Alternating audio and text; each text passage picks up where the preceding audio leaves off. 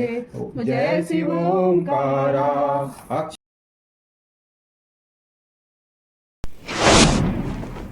Hello friend, तो रात के बज रहे हैं 2:30 और फाइनली मेरी हो गई है मेहंदी कंप्लीट। और मैंने कर लिया है शिव जी का शिवलिंग जो बनाते हैं ना। आज मेरा तीजा व्रत है, मॉर्निंग में होगा। फिर मैंने गौरी भी बना ली है। अब फाइनली सारा काम हो गया है। तो अब मैं जाती हूँ 2 घंटे रेस्ट करने, क्योंकि आज आने वाले थे अभी अविनाश जी, वो ट्रेन में हैं तो वो भी नहीं आ पाए हैं क्योंकि उनका ट्रेन बहुत लेट है भैया। 9:30 का ट्रेन, 8 बजे का था। 9:30 का था, 9:30 का ट्रेन। और अभी बज रहे हैं 2:30। अभी वो है लखनऊ में। भाई साहब, इस ट्रेन का, इस देश का विकास हो रहा है, बट कैसे? ऐसे देश का विकास होता है तो भाई क्या ही होगा। इतने इतने घंटे लेट ट्रेन आती है क्या? तो वैसे आप लोग बताइए कि मेरी मेहंदी कैसी लग रही है। आई होप आप सभी को बहुत ही अच्छी लगेगी। Amazing! मैंने बहुत जल्दी बनाया है, तो अब इतनी जल्दी में इससे अच्छा कुछ नहीं हो सकता था मेरे हिसाब से।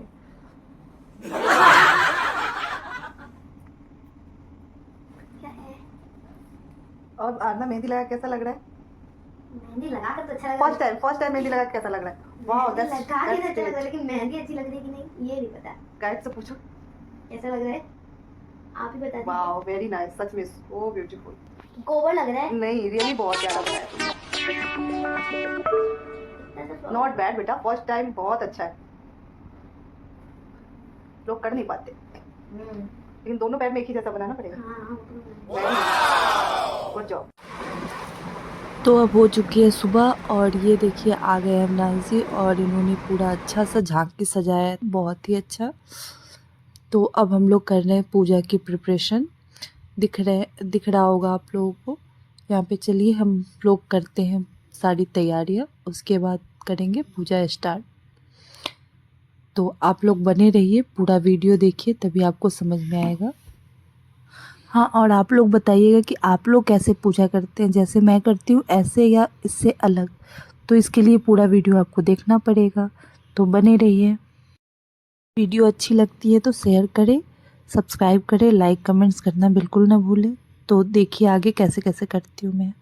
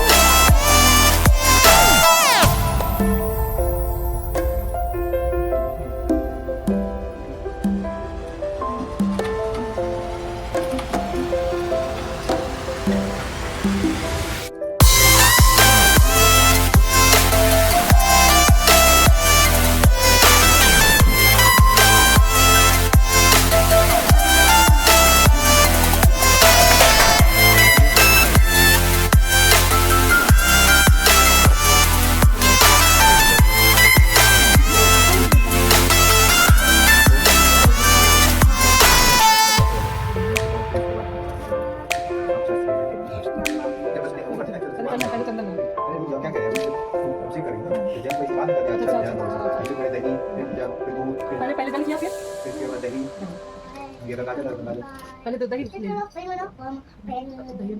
फिर जा डालो शुरू करते हैं दही और फिर जा फिर ओम नमः शिवाय।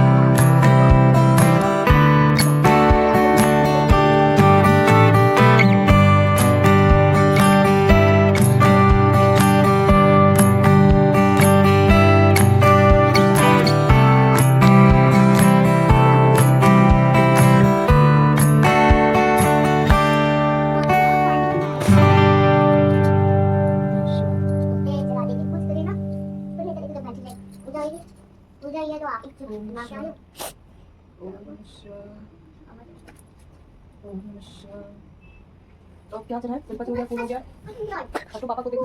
इसमें वो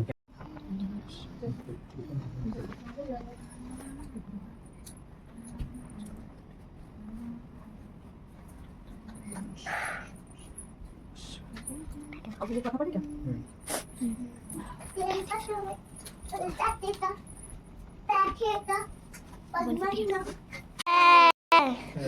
पार्वती मैया की जय, भोले बाबा की जय, जय, कृष्ण कन्हैया की जय, रानी की जय। जय।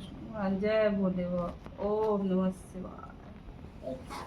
जय। कैलाश पर्वत पर कैलाश वट वृक्ष के नीचे भगवान शिव, माता पार्वती एवं सभी गणों सहित अपने बागंबर पर विराजमान थे। बलवान वीरभद्र, भृंगी, श्रृंगी, नंदी आदि अपने अपने पहाड़ों पर सदा शिव के दरबार की शोभा बढ़ा रहे थे। गंधर्व, किन्नर, ऋषिगण शिव भगवान की विविध अनुष्ठुप छंदों से स्तुति गान कर विभिन्न प्रकारों प्रसन्न हो। तो क्या मैं जान सकती हूँ कि मैंने वह कौन से पुण्य दान किया है जिससे आप जैसे जगत के स्वामी पति रूप में मुझे प्राप्त हुए? आप अंतर्यामी हो, मुझे यह मुझ दासी को बताने की कृपा करें। तब पार्वती जी ने कहा पार्वती जी की ऐसी प्रार्थना सुनकर शिव जी बोले कि हे वरानने, उस समय तुमने एक अति उत्तम पुण्य का संग्रह किया था, जो एक अति गुप्त व्रत है, जिसे तुमसे कहता हूँ। यह व्रत भाद्रपद मास के शुक्ल पक्ष की तीज का व्रत है, जो हरतालिका के नाम से प्रसिद्ध है। यह व्रत जैसे तारागणों में चंद्रमा, नवग्रहों में सूर्य, वर्णों में ब्राह्मण, नदियों में गंगा, पुराणों में महाभारत, वेदों में साम, इंद्रियों में मन, ऐसा यह व्रत श्रेष्ठ है। जो तीज हस्त नक्षत्र युक्त पड़े तो वह और भी महान पुण्यदायक होता है। ऐसा सुनकर श्री पार्वती जी ने पूछा कि हे महेश्वर, मैंने कब और कैसे यह व्रत किया था? विस्तार के साथ श्रवण करने की इच्छा है। इतना सुन भगवान शंकर बोले कि हे उमा, भारतवर्ष के उत्तम में यह जो हिमालय श्रेष्ठ पर्वत है। यहाँ नाना प्रकार की धन संपदा, खनिज, वनस्पति, औषधियों से युक्त हम शिखरों वाली चोटियों रूपी भुजाओं में आकाश को छूता है और गंगा की कलकल सब में शब्दायमान रहता है। यहाँ नाना प्रकार के पशु पक्षी विचरते हैं। इसके राजा का नाम हिमाचल था। वहाँ उनके गृह में तुम भाग्यवती रानी मैना से पैदा हुई थी। तुमने बाल्यकाल से ही मेरी आराधना करना आरंभ कर दिया था। कुछ आयु बढ़ने पर तुम हिमालय की दुर्गम गुफाओं में जाकर सहेली सहित मुझे पाने हेतु 12 वर्ष का तप आरंभ किया। तुमने ग्रीष्म ऋतु में बाहर चट्टानों पर आसन लगाकर तप किया, वर्षा ऋतु में बाहर पानी में तप किया, हिम ऋतु में पानी में खड़े होकर मेरे ध्यान में संलग्न हो रही। इस प्रकार 6 ऋतुओं में तपस्या कर ली और जब भी मेरे दर्शन न मिले तब तुमने ऊर्ध्वमुख होकर केवल वायु सेवन किया, फिर वृक्षों के सूखे पत्ते खाकर इस शरीर को छिन्न किया। तुम्हारी इतनी कठिन तपस्या करने पर भी मैं उस उपयुक्त समय की प्रतीक्षा करता रहा जब तुम्हारी तपस्या और अधिक कठोर हो और तुम्हारे पिता के हृदय में तुम्हारे विवाह का विचार उत्पन्न हो। एक दिन तुम्हारे तेजस्वी स्वरूप और तुम्हारी विवाह योग्य आयु को देखकर तुम्हारे पिता को चिंतन होने लगी कि मुझे अपनी ऐसी कन्या के लिए उपयुक्त वर की खोज करनी चाहिए। उन्हीं दिनों नारद जी भ्रमण करते हुए हिमालय क्षेत्र में आए और वहां तुमको देखा। यह जानकर कि तुम राजा हिमाचल की पुत्री हो, वे तुम्हारे पिता के यहाँ गए। राजा ने अति हर्ष के साथ महर्षि का स्वागत पूजन किया और उन्हें योग्य आसन देकर उनसे उपस्थित होने का कारण जानने को इच्छुक हुए। नारद जी की बातें तो सदा निराली होती है। उन्होंने तुम्हारे पिता से प्रश्न किया कि आप बताएं, आपके मुखमंडल पर चिंता की रेखाएं क्यों हैं? राजा ने कहा कि हे तपोधन, तुम मेरी पुत्री को देख चुके हो, मुझे उसके लिए योग्य वर की चिंता सता रही है। पर इस होने को पाया और पिता के चले जाने के पश्चात तुम अत्यंत व्याकुल का विलाप करने लगी, प्राण त्यागने की बात सोचने लगी। जब तुम्हारी सखी ने तुम्हें इस प्रकार दुखी देखा तो कारण पूछा। तुमने अपनी सखी को सब वृतांत सुनाया और कहा कि तुम जानती हो कि मैंने कैलाशपति महादेव के लिए तप किया है और मैं उनको अपना पति मान चुकी हूँ, अतः मैं प्राण त्याग के अतिरिक्त और क्या करना चाहूँगी। तब तुम्हारी सखी ने तुम्हें सांत्वना देते हुए कहा कि देवी, तुम प्राण त्यागने की क्यों सोचती हो? मैं तुम्हें ऐसे स्थान पर ले चलूंगी जहाँ आपको आपके पिताजी अथवा कोई अन्य खोज ना सकेगा। वहाँ तुम तपस्या में जब तक लीन रहना तब तक कि महेश्वर प्रसन्न न हो और तुम्हारा वरण न कर सके। इस प्रकार सहमति बना तुम अपनी सखी के साथ नदी के तट पर एक गुप्त गुफा में प्रवेश कर वहां मेरे नाम की तपस्या करने लगी। भाद्रपद शुक्ल की हस्त नक्षत्र युक्ति तृतीया को तुमने उपवास रखकर बालू से शिवलिंग की स्थापना की और पूजन कर रात्रि जागरण किया। जब तुम्हारी तपस्या और व्रत पूजन से मैं आंदोलित हो उठा और मैंने तुम्हें प्रकट दर्शन दिया और तुमसे वरदान मांगने को कहा तो तब तुमने लज्जा युक्त हो अपने सिर को झुकाए कहा, आप सब जानते हैं, यदि आप मुझसे प्रसन्न हैं तो मुझे अपनी अर्धांगिनी रूप में स्वीकार करें। तब प्रसन्न होकर मैंने तुम्हारी मनोकामना को पूर्ति करना स्वीकार किया और कैलाश लौट आया। इधर तुम्हारे अपने घर में इस प्रकार बिना कहे में बहुत खोजा गया, घर घर और वन में बहुत ढूंढा गया, किंतु तुम्हारे न मिलने पर राजा हिमाचल कहने लगे कि हमारी कन्या को कौन सा देव दानव गंधर्व किन्नर कहाँ ले गया है। तुम्हारे पिता कहीं नहीं पाकर और भगवान विष्णु के साथ तुम्हारे विवाह का वचन भंग होने की चिंता में दुखी हो एक बार तो मूर्छित हो उठे, गिर पड़े। उधर तुमने अपने व्रत अनुष्ठान की पूर्ति होने पर व्रत का पारण किया, समस्त पूजन सामग्री को नदी में विसर्जित कर स्नान आदि किया। उसी समय तुम्हारे नगर निवासी मंत्रीगण पिता हिमाचल के साथ वहां आ पहुंचे तथा तुमको सखी सहित पाकर प्रसन्नता को प्राप्त हुए। वे तुमसे लिपट कर रोने लगे और बोले, उमा, तुम बिना बताए इस भयंकर वन में कैसे चली आई, जहाँ सिंह, व्याघ्र, सर्प, भालू, हिंसक जीवों का निवास है?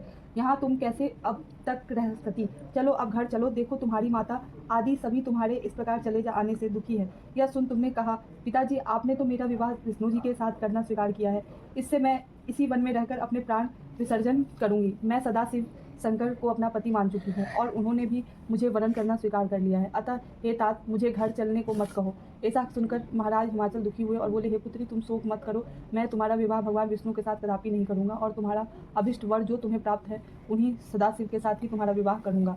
अब घर चलो। इतना सुनकर तुम खुशी खुशी अपने सहेली के साथ नगर गई और अपनी माता तथा सहेलियों से मिली।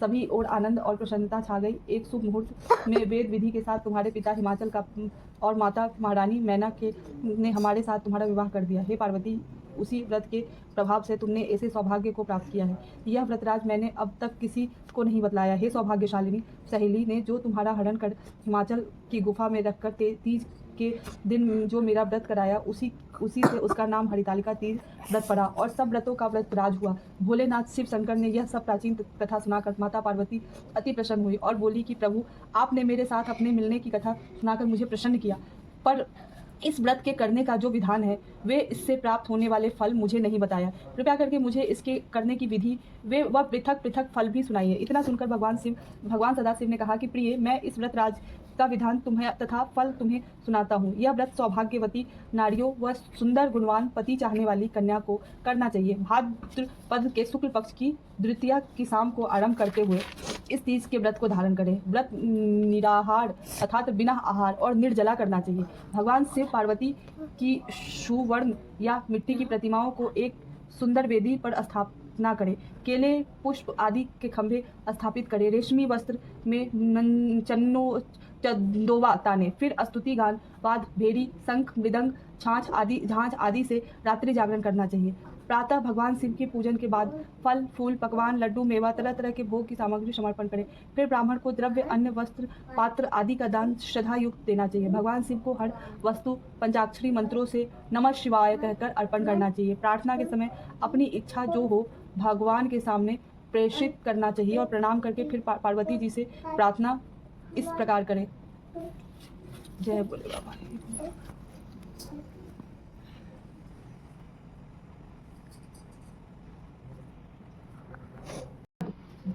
जग जग माता, जग जय माता, मेरा भाग्य विधाता, तुम हो पार्वती शिव की प्यारी, तुम माता आनंद पुरारी, सती संतों में रेख तुम्हारी, जय हो आनंद दाता।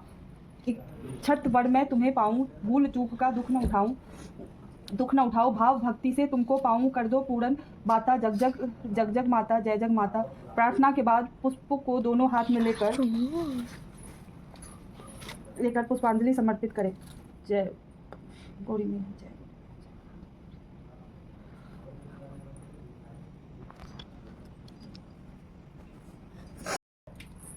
समर्पित करें। फिर चतुर्थी को शिवलिंग नदी या तालाब में विसर्जित करें। फिर 3 ब्राह्मणों को भोजन करा के दक्षिणा देवे। इस प्रकार यह व्रत पूर्ण करने से नारी सौभाग्यवती होती है तथा धन व पुत्र पौत्र से सुखी होकर जीवन व्यतीत करती है। कन्याओं को व्रत करने से कुलित विद्वान धनवान वर प्राप्त होने का सौभाग्य मिलता है। हे देवी, जो सौभाग्यवती नारी इस व्रत को नहीं धारण करती है वह बार बार वैधव्य एवं पुत्र शोक को प्राप्त करती है। जो नारी तृतीया के दिन व्रत रहकर चोरी से अन्न खाती है वह सुकड़ी का जन्म पाती है। जो फल खाती है वह बंदरिया की योनि प्राप्त करती है। जो जल पीती है वह जोग का जन्म लेती है। जो दूध पीती है वह सर्पनी का जन्म ग्रहण करती है। और जो नारी मांस खाती है वह बाघनी होती है। और जो दही खाती है वह बिल्ली का जन्म पाती है। और जो मिठाई खाती है वह चींटी का जन्म को धारण करती है। जो सब चीज़ों को खाती है वह मक्खी का जन्म लेती है। जो उस दिन सोती है वह अजगरी योनि को प्राप्त करती है। और जो नारी अपने पति को धोखा देती है वह मुर्गी का जन्म धारण करती है। हे उमा, जो इस व्रत को श्रद्धा वृद्धि से धारण करता है वह मुझसा पति प्राप्त करती है तथा दूसरे जन्म में तुम्हारे सम्मान स्वरूपवान हो करके इस संसार में उत्तम धाम एवं सुख भोग कर प्राप्त होती है। इस व्रत के करने के बाद नारियां शिव लोक वासनी होती है। बोलो शंकर भगवान की, पार्वती मैया की जय, दुर्गा मैया की जय, गणपति बप्पा की जय। पार्वती चलीसा। जयति उमा कत्यायनी, अभिमत फलदातार, मात निहारो कड़ी कृपा, होय शुक्ल संचार। भवानी चंद्रिका काली उमा गौरी माहेश्वरी, शिवा कत्यायनी दुर्गा पर्णा आर्या सुधा, मृणाली शिव प्रिया गिरिजा, हीनुसुता सिंहवासिनी, मंगला पार्वती अम्बे धाक्षायणी नमोस्तुते। जय। ब्रह्मा विष्णु सदाशिव, ब्रह्मा विष्णु सदाशिव, अर्धांगी तारा, जय शिव ओंकारा। एकानन चतुरानन पंचानन राधे, हंसानन गरुड़ासन वृषवाहन साजे। ओम जय ओंकारा। 2 भुज 4 चतुर्भुज, 10 भुज ते सोहे, तीनों रूप निरखता त्रिभुवन मन मोहे। जय शिव ओंकारा अक्षमाला वनमाला मुंडमाला धारी त्रिपुरारी कंसारी करमाला धारी। जय शिव ओंकारा श्वेतांबर पीतांबर जय शिव ओंकारा त्रिगुण शिव की आरती जो कोई नर गावे कहत शिवानंद स्वामी वनवांछित फल पावे। जय शिव ओंकारा बोलो हर शिव ओंकारा बोले बाबा की जय। अम्बे तू है जगदम्बे जय दुर्गे खप्पर वाली तेरी ही गुण गाए भारती ओ मैया हम सब उतारे तेरी आरती। माँ बेटे का है इस जग में बड़ा ही निर्मल नाता माँ बड़ा ही निर्मल नाता। पूत कपूत सुने हैं पर ना माता सुनी कुमाता ना माता सुनी कुमाता। सब पर करुणा दर्शाने वाली अमृत बरसाने वाली दुखियों के दुख को निवारती ओ मैया हम सब उतारे तेरी आरती।